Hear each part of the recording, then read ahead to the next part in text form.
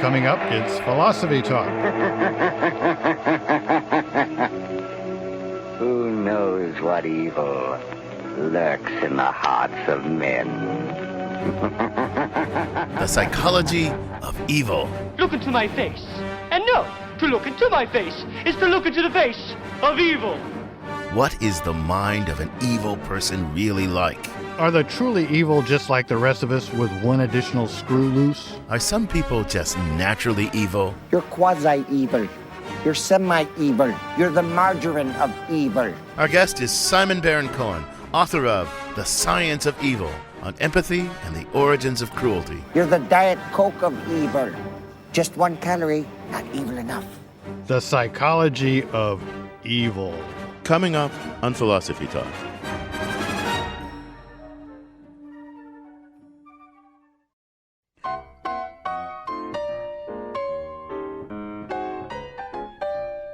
Welcome to Philosophy Talk, the program that questions everything. Except your intelligence. I'm John Perry. And I'm Ken Taylor. We're coming to you from the studios of KALW San Francisco. We're continuing conversations that we began at Philosopher's Corner on the Stanford campus. Today, the psychology of evil. Ken, humans are capable of unspeakable cruelty. From the large-scale horrors of the Holocaust, or the Rwandan genocide, or Cambodia's killing fields, to smaller acts of murder and mayhem that infest every city in the world every day. There are no limits, John, on what some people will do to other people. The pervasiveness of evil and cruelty has puzzled philosophers and theologians, too, for centuries. Religious thinkers, for example, have wondered, how can a world created by a just, loving, all-powerful, and all-knowing God be so suffused with evil? We philosophers ask, is an evil person a person who's irrational to some extreme degree? Or are they completely rational but kind of lack feeling? Today, we're going to look at evil from a different perspective, that of psychology and neuroscience. Before one can locate evil in the neural circuitry of the brain, one has to know what one is looking for.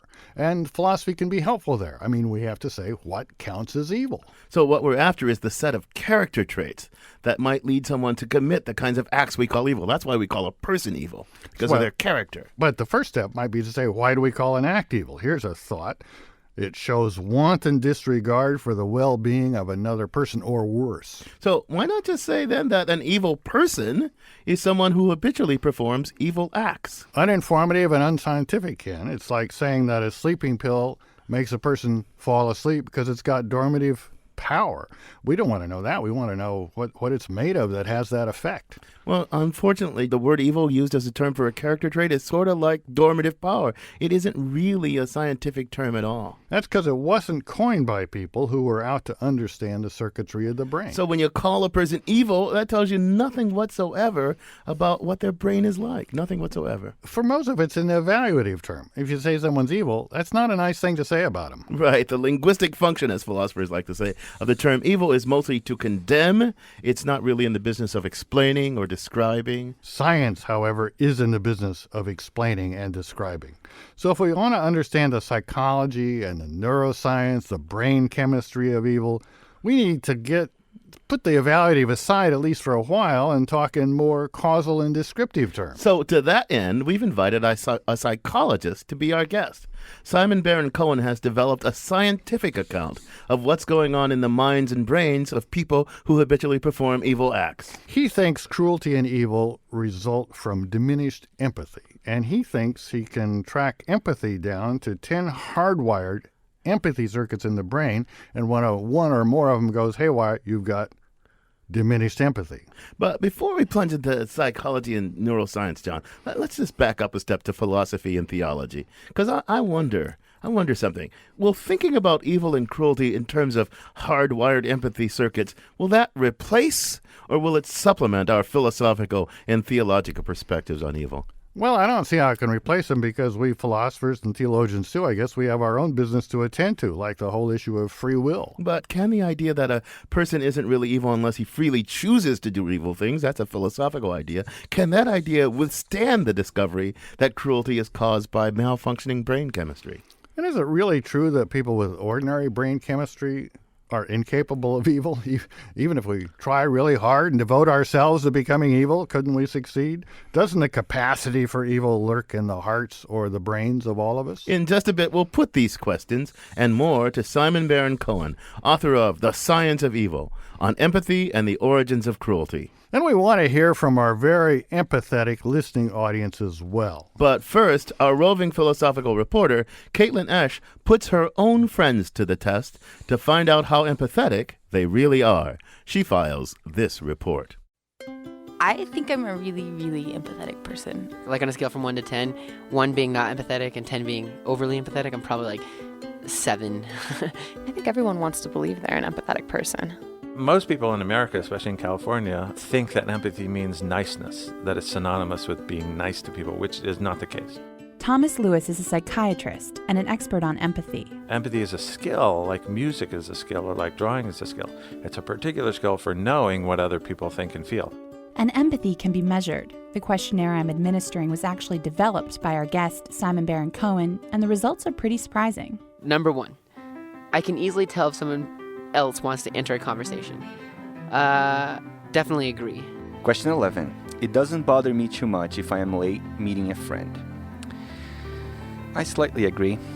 People don't mind that much if you're late in Brazil. It's nothing to do with me not being empathetic. I can tune in to how someone else feels rapidly and intuitively. I think I can. I'm going to say I agree with that. 26. I'm quick to spot when someone in a group is feeling awkward or uncomfortable. Strongly agree. It takes one to know one. 38. It upsets me to see an animal in pain. Yes, obviously I strongly agree. It upsets me to see an animal in pain. Except maybe chickens. Out of 80 possible points, a score of 32 to 52 is considered normal. Most men get about 42, most women get about 47. I scored a 51, which is average. I found that surprising because I was expecting to score very high or definitely above average. Very often people are poor judges of their own personality traits and characteristics, so that if you really want to know what people are like, it's often better to ask their friends. I would say Emma's somewhere in the higher range, like if she was in like the 70s, out of 80, I wouldn't be surprised. So I got a 65. I think that in some ways, like that level of empathy is definitely crippling and paralyzing at times. Your score, 35. So I'm less than half, so I guess that makes me somewhat unempathetic. Tom, I've always known him to be relatively unemotional, so the whole him not being empathetic is sort of like my worst fear come true. There's an advantage in life to pairing up with someone who's not like you because they can help you through the situations that you're not so good at. So if you're an unempathic man, but you're with an empathic woman, she can help you and guide you through social situations where you might blunder and not know what to do. This test kind of seems like some snake oil to me. The way you tell someone is empathetic is by knowing them. And I think that anyone who knows me would give me an 80 on this test. But don't feel too badly for these folks. Dr. Lewis says if you scored low on the questionnaire, with a little bit of practice, it's possible to improve our empathy skills. My score was a 32. 0 to 32 is low. I'm fine. Don't worry about me, everybody. I'm fine. For Philosophy Talk, I'm Caitlin Esch. I'm John Perry. With me is Ken Taylor. Our guest is Simon Baron Cohen. He's a professor of developmental psychology at Cambridge University. He's author of The Science of Evil, on empathy and the origins of cruelty. Simon, welcome to Philosophy Talk. Hi, nice to be on the show. Simon, evil is obviously a morally and politically gripping topic, but scientifically, how did evil first pique your scientific curiosity?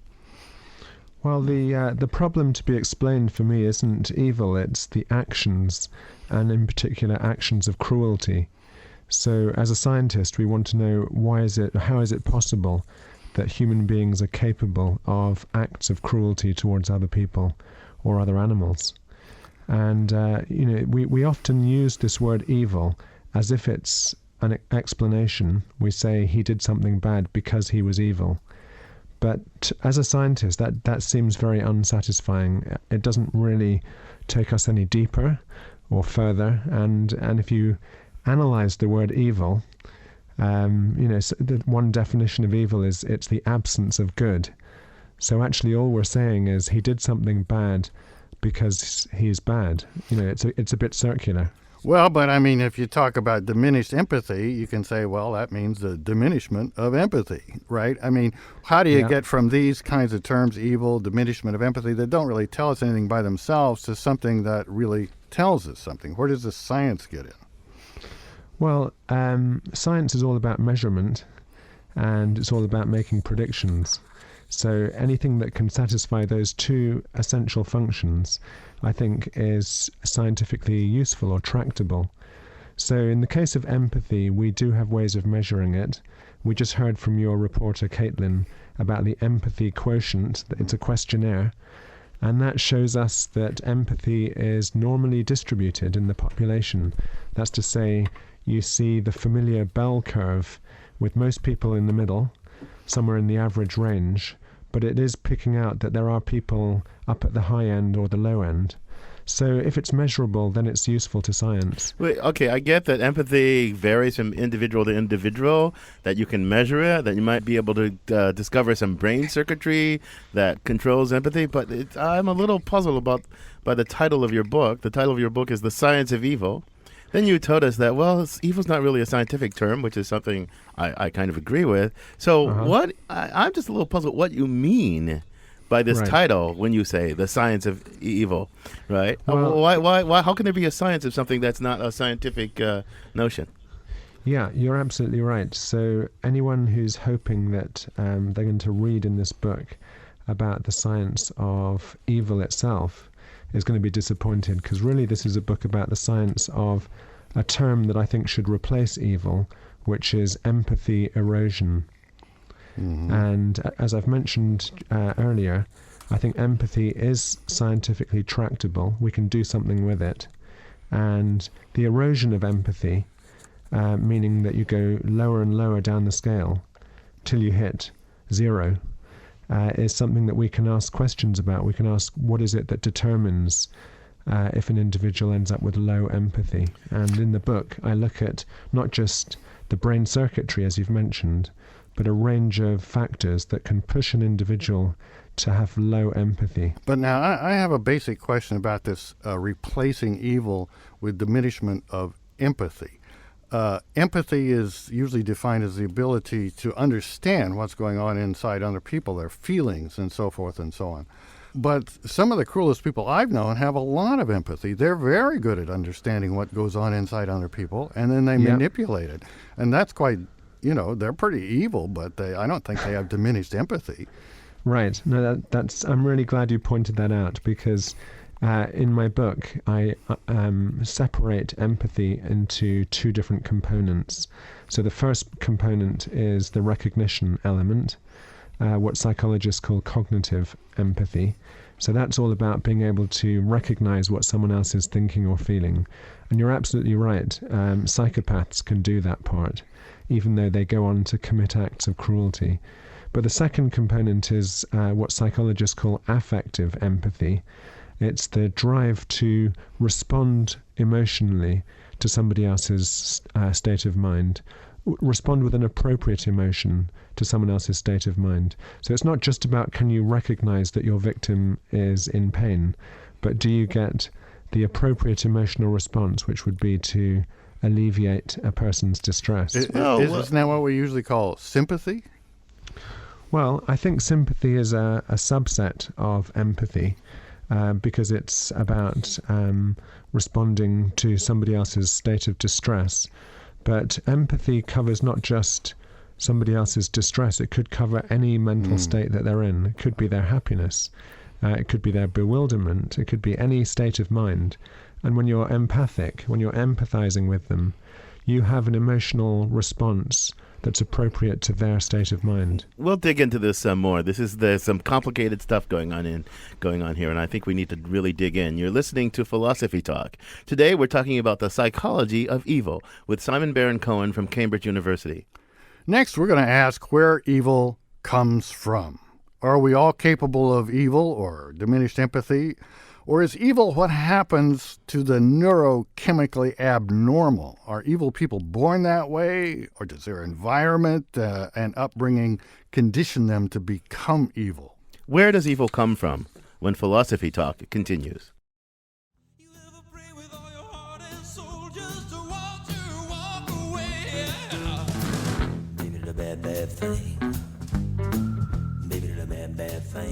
We all do bad things. But when does a bad thing become an evil thing? We're talking about the psychology of evil. I'm John Perry. And I'm Ken Taylor, and this is Philosophy Talk. Are people who are neurologically normal, like you and me, presumably, capable of great evil? Or does genuine cruelty require abnormal brain circuitry, a complete absence of empathy? Are people born evil? Or are they made evil by their environment and upbringing? Have you ever experienced directly an evil person acting evil toward you? Our guest is Simon Baron Cohen, author of The Science of Evil on Empathy and the Origins of Cruelty. So, Simon, I want to again. You've made it clear that you're really trying to replace the notion of evil with a more scientific, more measurable thing. But I'm still a little confused. I mean, your book is mostly about empathy and individual variations in empathy and how that can lead us to do bad things. But it's intuitively, I'm not really all that clear about the connection between evil, as we ordinarily understand it, and empathy and lack thereof. I mean, it's not obvious to me that every person who lacks empathy is evil. I mean, or that every person with empathy is good, right? So tell me more about the connection between evil and empathy and all that. So I take it as definitional that when somebody commits a cruel act, their empathy has been switched off or has gone down, whether temporarily or in some individuals it's a more enduring or permanent set of difficulties. But I see as a part of how to explain acts of cruelty is that empathy is not functioning at least the average level. When you say that, let me slow you down. When you say that, can I be empathetic toward one person and not empathetic toward another? So I can imagine a slaveholder, say, not very empathetic toward his slaves, but very empathetic toward his family, his friends, his slave-owning brethren, willing to go to war to defend their right, right? That's absolutely right. So empathy is always between two individuals. And, so you are one of them, and the other person that you're directing your empathy towards is the other. And there are different factors that could influence how much empathy you show towards one person or another. As you say, it could be because you're a slave owner and you've decided that slaves don't deserve any empathy. It could be because you live in a racist culture where your culture has told you that particular subgroups in the population deserve no empathy. Another kind of situation is where someone has done something unspeakable to someone that you're very empathetic with, and you have it in your power to hurt, torture, kill, make life miserable for that person. So in a way, the empathy drives the lack of empathy. You see what he's getting at? Suppose I had Hitler in my hands right now, or the perpetrators of genocide somewhere else, or some mass murderer. I'd say, you killed my brethren, and I don't care that this hurt. I want this to hurt you. I want to. So I'm empathetically motivated by my concern for his victims to do something unempathetic toward him. Absolutely, but your empathy is for the victims, but your empathy is not for the perpetrator. And so you're able to switch off your empathy for the perpetrator. And that could be, completely understandable for reasons of revenge, for example, where that the emotion of revenge may interfere with your capacity to empathize, or it may even block your capacity to empathize. But either way, if you have Hitler sitting in front of you and you have this overwhelming desire to kill him, clearly you have no empathy for Hitler himself. Now, I'm not suggesting, just to make it clear for all your listeners, that I have any sympathy with any of Hitler's views, but we're just trying to get it very clear that at the moment of an act where you can hurt another person, the claim is your empathy is switched off for that person. So in your book, you talk a bit about sort of transient empathy that's switched on and off. But you talk a lot more about the people with zero empathy. And you talk about zero negative and zero positive. That seems like a kind of permanent. There are people whose empathy circuits are sort of permanently or at least long-term damaged in some way. Tell us more about that. Yeah, I mean, empathy is like many other psychological processes. So day to day, moment by moment, you are going to see fluctuations. And that would be true if we were looking at any other psychological process like memory or like language. Sometimes we're more fluent or more able to memorize than other times. So I'm less interested in the moment-by-moment fluctuations. I'm much more interested in this book to look at people who, over a whole lifetime, have had an enduring lack of empathy and to understand how they got there. And I look at what I call zero negative types, so people who have 0 degrees of empathy and where that is negative for them and negative for everybody around them. And that mostly corresponds to what psychiatry calls the personality disorders. Now, Simon, let me just fill in the listeners a little on the scientific perspective of your book. You can correct me. But we've really got two kind of different parts of science going here. We've got psychology, the development of this tests or battery of tests that were mentioned in the Roving Philosophical Report that must be getting at something real because it gives us this nice bell curve, and so independently of looking into a person's brain or looking at their activity, you have a way of saying, well, this person has very little empathy and this person has a lot of empathy. Then you've done brain imaging of various kinds to say, well, what is it about people that have empathy when they have empathy and what's lacking with people that don't? And you've got some results there. You've got these 10 different parts of the brain that are involved in the empathy circuit. Yeah. So this is real science here. Now, what happens in the brain in one of these cases like Ken was mentioning, where you've got a lot of empathy, your brain is seething with empathy for one person, but you're empathetic with another? Have you traced that down to the brain chemistry level? Well, the difficulty is doing any brain scanning on an individual whilst they're experiencing low empathy for a particular person. Mm-hmm. But at the most, what we've been able to do, or what the field of neuroscience has been able to do, is look at groups of people who have low empathy, like psychopaths, and look to see what's happening in that empathy circuit in the brain. And sure enough, what you find is there's underactivity in many of those regions in the empathy circuit.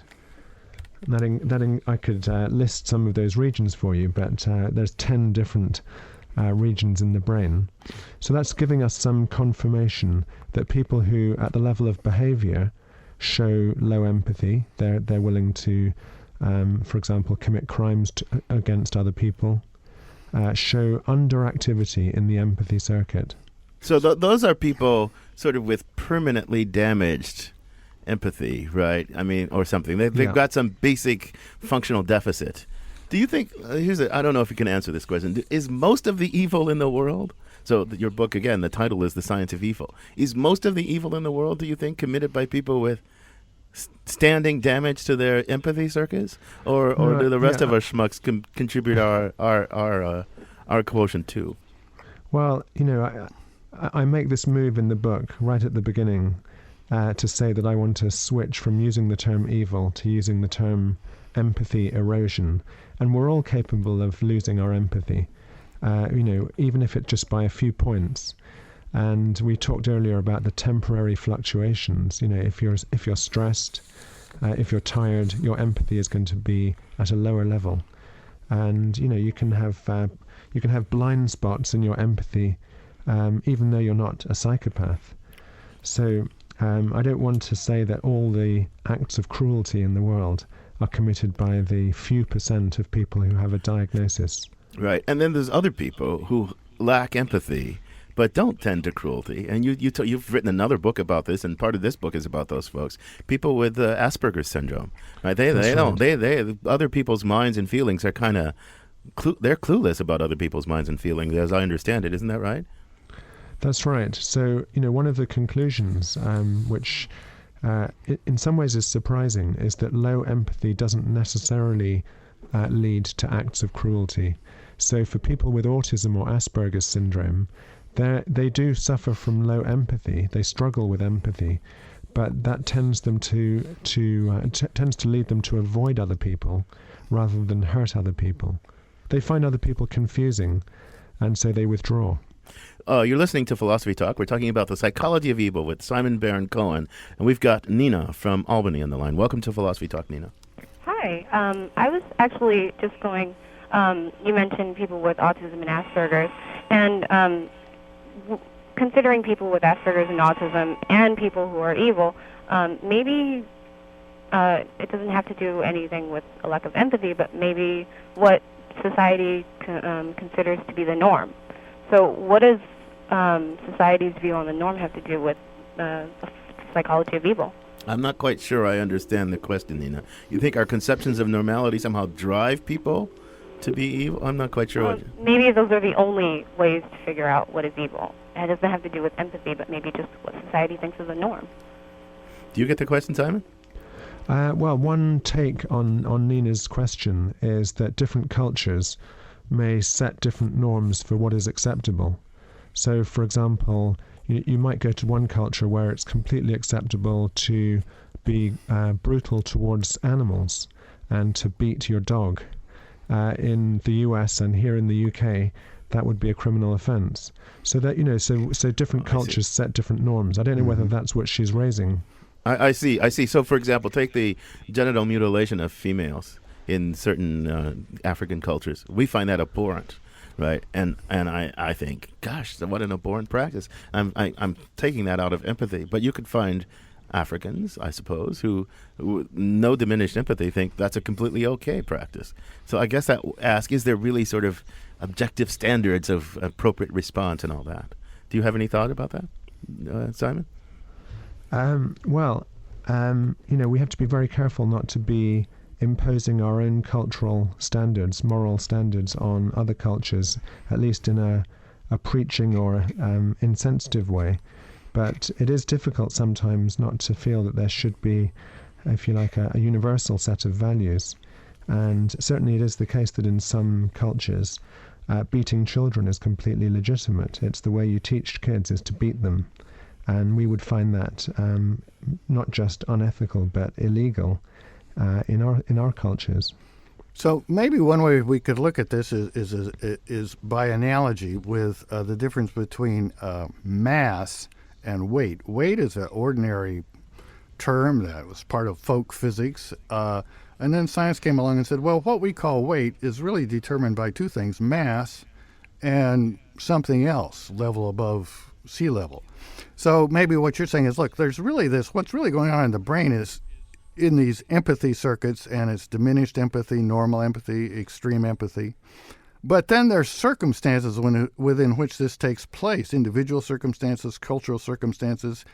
And what we were getting at evil is this more complicated thing. So the diminished brain circuitry or isn't required to explain why somebody in one culture beats children, but it might be required to explain why somebody in another culture beats children when the external circumstances are different. Does that sound reasonable? That does sound reasonable, but it also helps us to understand why our standards or values may shift even with time, not just across culture. So looking back at the Nazi period of the 1930s, from today's point of view, it seems unthinkable that doctors and scientists could have been involved in conducting experiments towards minority groups that were really cruel. And which resulted in the death of individuals. But at the time, that may have been part of the prevailing ideology that it was okay to do that to certain groups. Keith from San Francisco is on the line. Welcome to Philosophy Talk, Keith. Thank you. And first of all, I'd like to thank you, Dr. Baron Cohen, about your work with autists and Asperger's. And along those lines of empathy, I'm curious as to your thoughts about if empathy is a unipolar or a multipolar concept. Could someone be empathetic in some ways and not empathetic in others, or empathetic towards some types of people and non-empathetic toward others? Thanks, Keith. Thank you. This is a great question, and we've kind of touched on this in terms of how empathy really operates between two individuals. So you could imagine showing high empathy towards, say, somebody in your family, but low empathy towards your neighbor. And in that respect, you've got the one individual showing a different empathy profile depending on who the target is, who the end receiver is. And equally, we see this a lot when we discuss in-group, out-group relationships. That you may feel you have a stronger empathy or loyalty for people in your own group, and you're more willing to suspend your empathy for the enemy. So that suggests that these empathy circuits that you find in the brain, and this, we don't have really time to dig into the details of all these different things, but it's fascinating stuff. That suggests that they must be kind of embedded in a whole kind of system in which you tag that person as in or out, and then if they're in, they get treated one way with respect to empathy, and if they're out, they get treated another way, and that's all part of the normal functioning of this complex brain of ours. Sure, and we know that we walk around with a whole bunch of beliefs, including beliefs about our own group and other people's groups, and it's not surprising that our beliefs may influence our emotional stance towards other people. But that suggests to me, Simon, that we may not be able to eliminate evil just by making people feel more empathy, because we're never going to eliminate the distinction between in and out. But we'll take that question up in a bit. You're listening to Philosophy Talk. We're talking with Simon Baron Cohen, author of The Science of Evil, on empathy and the origins of cruelty. In our final segment, we're going to turn to the issue of social regulation, in particular, social regulation of good and evil. If evil is due to our brain chemistry, then are our ordinary methods of punishment, praise, blame really to the point? Are they going to turn the wicked good and keep the good on the right path? Or should we be taking advantage of what we know about brain chemistry and treating evil people with drugs or some kind of therapy? Dealing with the evil among us when Philosophy Talk returns. I want to tell lies. I want to be mean and throw mud pies. I want to wake up in... Is it a choice to want to be evil? I'm John Perry. This is Philosophy Talk, the program that questions everything except your intelligence. I'm Ken Taylor. Our guest is Simon Baron Cohen, author of The Science of Evil, on empathy and the origins of cruelty. Yeah, now, Simon, you've developed this test that gives us a nice bell curve in terms of diminished empathy, regular amounts of empathy, and more empathy than usual. Now, when we have a bell curve like that, then the evaluation is a separate issue. If we have an intelligence bell curve, most people think it's better to be over to the right on the intelligence side than over the left on the less intelligent side. But is it so obvious that it's better to be over to the right on the empathy side to have more empathy? Nietzsche said that do-gooders are the problem. People do a lot of damage to themselves and the world by trying to do too much good. Maybe Ayn Rand is another philosopher who had that point of view. Where on the bell curve do we locate the right amount of empathy for personal happiness and for productive society? Sure. Well, you might imagine that you can never have enough empathy, so the more the better. But I find it interesting that most of us are just in the average range, and maybe that's actually the optimal level, because it's good to have some empathy. And that's really because it keeps you functioning in a social network without upsetting other people, and able to form relationships with other people. But maybe too much empathy means that you would never get your own projects completed. Because after all, when you decide to pursue something for yourself, you do need to switch off and just focus on your project. And not just that, some people don't deserve our empathy. And if you're too empathetic, you might not be able to see beyond who deserves... Hitler, if I had him in my hands right here, right now, it was just after the war, I would strangle him. Yeah, somebody would say, "Oh, take him to court." I wouldn't take him to court. I would strangle him with my own hands, and I would delight in his pain. And I think I would be doing something morally good. So some people don't deserve our empathy, and I think that must be part of the social glue too. The threat of losing empathy if you step outside certain bounds. Yeah, I used to feel exactly the same as you. I used to feel that if I had the opportunity to assassinate Hitler, I'd be the first guy to volunteer to do it. But actually, having written this book and looked at the neuroscience of empathy, one of the conclusions I come to is that when someone has low empathy, it can often be because they've had a very difficult early childhood, or that there are genetic factors that have pushed them towards low empathy, and that whether environmental or biological factors, their empathy circuit is underactive.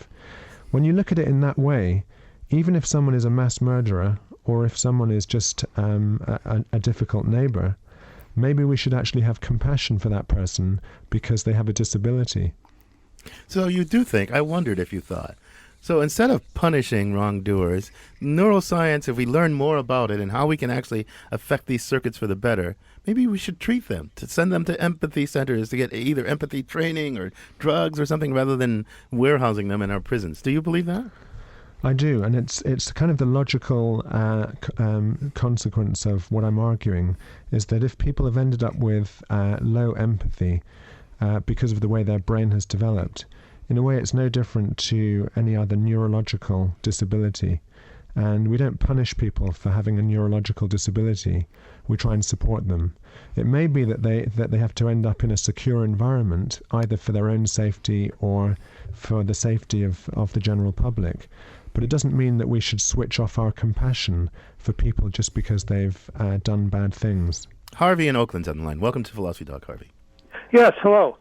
Yeah, that's what you just talked about. That's like Hillel summarized it in one sentence, if I'm not for myself or from only for myself.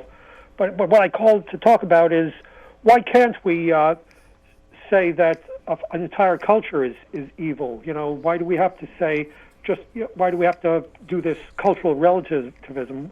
If a culture believes in female genital mutilation or cruelty to children, why can't we say, your culture or this aspect of your culture sucks? Well, I think we can certainly say that a different culture sucks, and to an extent, our own too. But Simon, what's your thought on that question? Well, my thought is that in fact we already do that. There are lobbying groups that campaign to end particular practices, even in other people's cultures. So some political groups are willing to stand up and say we oppose child abuse in other cultures, or we oppose domestic abuse or abuse of women in other cultures. And I think that's probably where things are going to end up, is towards trying to arrive at a universal set of moral values. But see, there's an empathetic way to trying to do that, and then there's a non-empathetic way. The George Bush New World Order way is we will impose these values on you with the force of arms. We will come marching in and we will change your society. A more empathetic way is to say we will try to persuade you and get you to see the force of the better reason because we respect the role that this plays in your culture, and we're trying to get you to see a better. So you can oppose another culture through argument and persuasion, and that, I think, that bespeaks more respect and more empathy. What do you think about that, Simon? Absolutely. In my book, I suggest that actually military methods, or even legal methods for trying to arrive at resolving a conflict, are often not very effective, and that ultimately empathy has a more effective role to play in conflict resolution, or in trying to reach a kind of middle ground when there is a dispute or a conflict between two ways of doing things. But I want to take you back to the implication of this, because as some philosophers and theologians will find it kind of disturbing.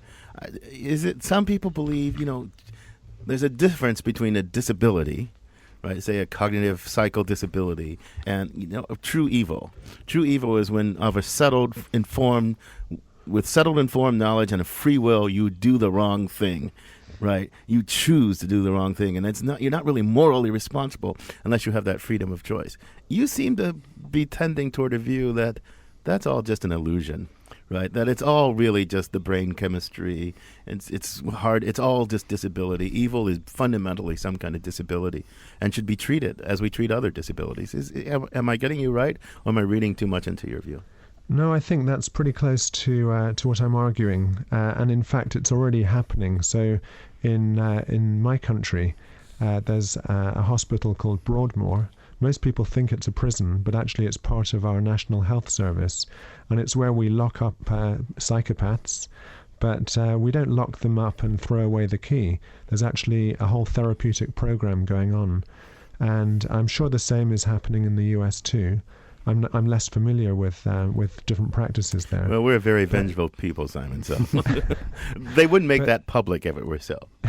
Well, the idea is that people make mistakes, and it doesn't mean that we should condemn them forever. And there are different therapeutic programs that could help somebody come to understand their mistakes. Well, let me take one such program is where you bring the perpetrator into contact with their victim to help them develop some empathy for who they've hurt. Let me take you back to Hannah Arendt. You talk about the banality of evil briefly in your book, but I didn't quite get what you wanted to say about that, because she thinks that one of the great lessons of the 20th century was when you bureaucratize evil and make it and compartmentalize it, that even perfectly ordinary people can take part without any broken brain chemistry in unspeakable evil and perpetrate unspeakable cruelty. And there's this book, Hitler's Willing Executioners, which talk about what it took from ordinary Germans in order for the Nazi machinery to work. And so I don't know, those people don't need therapy. Their brains aren't broken, right? They just willingly participate in this massive machinery of evil. So what do you say about those people? Yeah, well, you're absolutely right that not all acts of cruelty warrant some kind of clinical intervention, but sometimes they warrant more education. And one thing we do in schools these days is we teach kids about the Holocaust. We teach kids about the Rwanda massacres, because we want to ensure that when the next generations grow up, they do understand the mistakes that previous generations have made. So education is another way in. It's not just about psychotherapy, for example. Still, when you have someone like Hitler or Pol Pot or some of the mass murderers that, killed lots of innocent children and then ate them and so forth, it seems to me you have a certain dilemma. Namely, if you got them to the point where they empathized with their victims and understood what they had done, they wouldn't be able to live with themselves. Maybe a working definition of evil, as opposed to just really bad, is when somebody does something that's so bad that no sane person could live with themselves if they had done that. Yeah, and I think you're raising something very real. So if you spoke to psychiatrists working in secure environments, whether it's prisons or hospitals, with people who've committed murder, for example, many of the perpetrators are very depressed, find it difficult to live with what they've done. So at the point of their act, their empathy went down, but it wasn't down permanently. And a few days later, a few hours later, the horror hits them of what they did, and how can they live with themselves? Now, that's no different to, in my mind, to someone who, for example, has diabetes and their sugar levels went too high, and so they had a diabetic attack, if you like. It's your neurochemistry changing how you behave or how you function. I get that, but I think you're being too quick here. I mean, I really do, because there's this okay, so you said most of us cluster in the middle range, and that maybe that's optimal, right? Yeah. It's obvious, and it seems clear to me that, okay, there's some kind of complicated regulation of empathy going on in our whole system. Some people, their empathy regulation mechanisms are way haywire, and some they aren't. And one of the functions of this empathy mechanism, I think, is to bind you to the in-group and distance you from the out-group so that you regulate your empathy depending upon whether people are in or out. So the social regulation of empathy sounds like a complicated thing, and unless we all regarded ourselves as all in one big group, then we're never going to have this kind of universal fellow feeling that Hume dreamed of, but it's merely a dream if you look at the, so I don't think it's all therapeutic. I don't think it's all clinical. I don't think it's all wrong. I think it's really complicated. It is complicated, but we shouldn't shy away from complexity. I mean, I'm speaking to you from Europe, and a generation ago, Europe was full of divisions, including between Germany and all of its neighbours.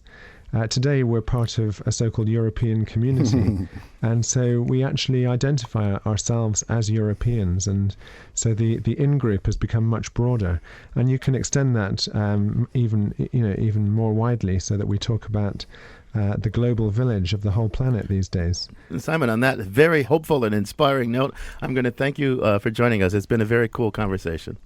I've enjoyed it. Thank you. Our guest has been Simon Baron Cohen. He's a professor of developmental psychology at Cambridge University. He's author of The Science of Evil, on Empathy and the Origins of Cruelty. So, John, what are you thinking today? You're feeling in a very empathetic mood? Oh, well, we ended on a hopeful note, and just before that, a not very hopeful note from you that evil's very complicated. On the other hand, this work that's going on is really interesting, and when you read Simon Baron Cohen's book, you're aware that he's also done lots of work on autism, which is an extremely interesting topic that we're going to have to visit someday. Yeah, he talks about that in this book, because autistics suffer from a lack of empathy, but he calls that positive, zero positive rather than zero negative, and it's a complicated thing. And you're right, I think we should do a show about that itself. This conversation continues, however, on our blog, the blog.philosophytalk.org, where our motto is cogito ergo blogo. I think, therefore I blog. And you can also find out a lot more by our buzzing, booming, very, very active Facebook page. You can also get a free weekly podcast of Philosophy Talk. You sign up for that at our website. That's philosophytalk.org. Now, guess what? For the final word, we get as evil as a man can get, with Ian Scholes, the devil's own 60-second philosopher. Ian Scholes. We have many names for evil people, most of which can't be uttered in polite society, if we can even find a polite society in which to utter. And we have great subtleties of definitions of evil behavior, which can range from murder to cutting me off in traffic. Belligerent ignorance, arrogant entitlement, backstabbing, power-grabbing, all fall within the pantheon of evil. But are there people who actually think of themselves as evil? Well, there are Satanists, but the Satanist motto is, "Do what thou wilt shall be the whole of the law." Sounds a lot like libertarianism, doesn't it? Well, back in the day, my comedy group used to open for a San Francisco rock and roll band. During their set, I used to hang out in the back of the room with the band's manager. He'd nurse a beer and make wisecracks. He was a funny, cheerful guy. Very straight-looking, strangely, considering he was the manager of a rock band. He looked like he could have been a clerk in a Macy's men's department. Call him Bob. It happened that our comedy group traveled down to Los Angeles, which we did from time to time in the vain hope of something. We had a day off, so Leon, one of my comedy partners, and I decided to go to Disneyland. While there, we were surprised to run into Bob. He had come to Disneyland by himself, he told us. That was strange in itself. Then he told us he had dropped acid and was going on the Small World ride for the 7th time. He said it was like having bees in your head. He invited us to join him. We declined and took our leave. After much discussion, Leon and I decided that Bob's behavior was odd. Assuming you could accomplish it, why would you even want to have bees in your head? Well, the rock band broke up, our comedy group sort of fell apart, and a few years later, at a party, I ran into one of the former band members who asked me if I'd heard about Bob. Well, no, I hadn't. It seemed that he'd been worried about his girlfriend and was calling her friends, saying he hadn't seen her in a few days. Had they seen her, he was starting to get worried about her. Well, it turned out that even as he was making these calls, his girlfriend was in his apartment, gagged and tied to his bed. He kept her prisoner for a week. Luckily for her, she managed to loosen her bonds when he was out, escape, and call the police. Bob was arrested and is still in prison, last I heard. Now I can imagine any number of horrible things that might have been done to her while in Bob's clutches, but I still can't imagine Bob doing them. I still keep seeing the genial guy nursing a Bud Light, or the grinning guy with dilated pupils standing among the children at Disneyland. Hard to believe that inside that smiling head, there must have been a constant presence, an angry swarm of churning bees. I gotta go.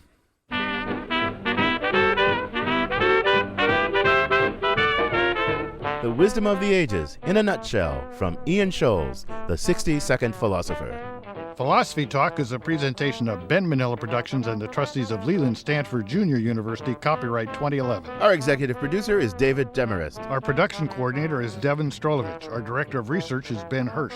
Leo Weiss is our webmaster. Also thanks to Chris Hoff, Merle Kessler, Dave Millar, Corey Goldman, and Mark Stone. Support for Philosophy Talk comes from the Templeton Foundation and from various groups at Stanford University, the Friends of Philosophy Talk, and the members of KALW San Francisco, where our program originates. The views expressed or misexpressed on this program do not necessarily represent the opinions of Stanford University or of our other funders. Not even when they're true and reasonable. The conversation continues on our website, philosophytalk.org. I'm John Perry. And I'm Ken Taylor. Thank you for listening. And thank you for thinking.